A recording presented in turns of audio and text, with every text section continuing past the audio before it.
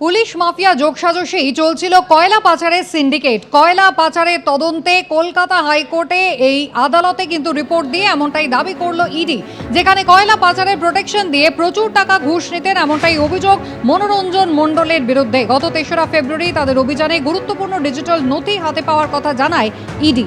উদ্ধার হওয়া হোয়াটসঅ্যাপ চ্যাটে একেবারে ব্যাংক অ্যাকাউন্ট নম্বর এবং ট্রানজ্যাকশন আইডির উল্লেখ করে ইডি। রিপোর্টে ইডি দাবি করে বারাবণী থানার প্রাক্তন ওসি মনোরঞ্জন মণ্ডলের ব্যাংক অ্যাকাউন্টে বিপুল পরিমাণ ঘুষের টাকা ঢুকেছে। ইডির দাবি, হোয়াটসঅ্যাপ চ্যাটে মনোরঞ্জন মণ্ডল একটি ১ কোটি টাকার চেকের ছবি শেয়ার করেছিলেন। এই চেক দ্রুত কয়লা মাফিয়া চিন্ময় মণ্ডল এবং তার সহযোগী প্রদীপ দত্তর নামে ইস্যু হয়েছিল। ২০২৫ সালের ১০ই নভেম্বর ১.৫ কোটি টাকা জমা পড়েছে প্রবীর দত্তর অ্যাকাউন্টে। আদালতে জমা দেওয়া রিপোর্টে এমনটা দাবি করেছে ইডি।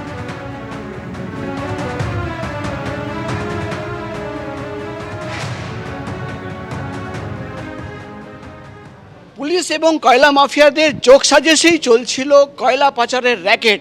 মঙ্গলবার দিন যে ফরওয়ার্ডিং রিপোর্ট ইডির তরফে কোর্টে জমা দেওয়া হয়, সেই রিপোর্টে কিন্তু এমনই চাঞ্চল্যকর এবং বিস্ফোরক দাবি করেছেন ইডি আধিকারিকরা। এই রিপোর্টে দাবি করা হচ্ছে যে মনোরঞ্জন মণ্ডল বুদবুদ এবং বারাবণী থানার তিনি প্রাক্তন ওসি, তিনি কিন্তু ব্যাংক অ্যাকাউন্টের মাধ্যমে, ব্যাংক ট্রান্সফারের মাধ্যমে ঘুষের টাকা নিতেন এবং সেই টাকা ১ লাখ, ২ লাখ, ৫ লাখ নয়, ১.৫ কোটি টাকার তথ্য এবং হিসেব ইডি আধিকারিকরা পেয়েছেন।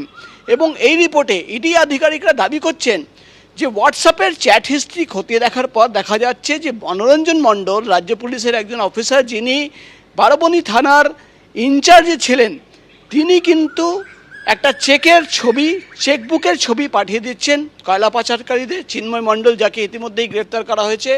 এবং সেই অ্যাকাউন্টের হোল্ডার হচ্ছে, মালিক হচ্ছে প্রবীর দত্ত বলে একজন লোক, এবং সেই প্রবীর দত্ত মনোরঞ্জন মণ্ডলের অ্যাসোসিয়েট বলেই কিন্তু ইডির তরফে দাবি করা হচ্ছে। এবং সেই অ্যাকাউন্টে ১.৫ কোটি টাকা ট্রান্সফার করা হচ্ছে ঘুষের টাকা, এবং সেই টাকা ট্রান্সফার করার পর তার স্ক্রিনশট সেই পুলিশ অফিসারকে শেয়ার করছেন কয়লা মাফিয়ারা। এমনই চাঞ্চল্যকর দাবি কিন্তু ইডির তরফে করা হচ্ছে।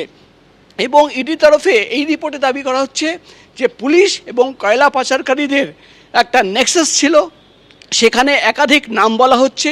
ইতিমধ্যেই যে দুজনকে গ্রেপ্তার করা হয়েছে, কিরণ খাঁ এবং আরেকজন চিন্ময় মণ্ডল, তাদের নাম রয়েছে সেই র্যাকেটে। কিন্তু যে চাঞ্চল্যকর বিস্ফোরক দাবি করা হচ্ছে যে একাধিক পুলিশ অফিসারদের নাম পাওয়া গেছে যাদের অ্যাকাউন্টে কিন্তু ঘুষের টাকা পৌঁছে গেছিল, অর্থাৎ শুধুমাত্র ক্যাশের টাকা নয়, অ্যাকাউন্টের মাধ্যমে কিন্তু কোটি কোটি ঘুষের টাকা কিন্তু নেওয়া হয়েছে। এবার কিন্তু যে দুজনকে গ্রেপ্তার করা হয়েছে, চিন্ময় মণ্ডল এবং কিরণ খাঁ, দুজনকে দফায় দফায় জিজ্ঞাসাবাদ করে এই গোটা সিন্ডিকেটের সঙ্গে এবং এই প্রোটেকশন মানি কারা কারা নিত তাদের নাম খুঁজে বার করার চেষ্টায় ইডি সূত্রের খবর একাধিক ব্যক্তিদের তলব করা হচ্ছে জিজ্ঞাসাবাদের জন্য। এবং তাদের জিজ্ঞাসাবাদ করে এই গোটা সিন্ডিকেট কীভাবে কাজ করত, কোন কোন প্রভাবশালী ব্যক্তিদের কাছে প্রোটেকশন মানি চলে যেত, সেই তথ্য কিন্তু বার করার চেষ্টা চালাচ্ছেন ইডির আধিকারিকরা।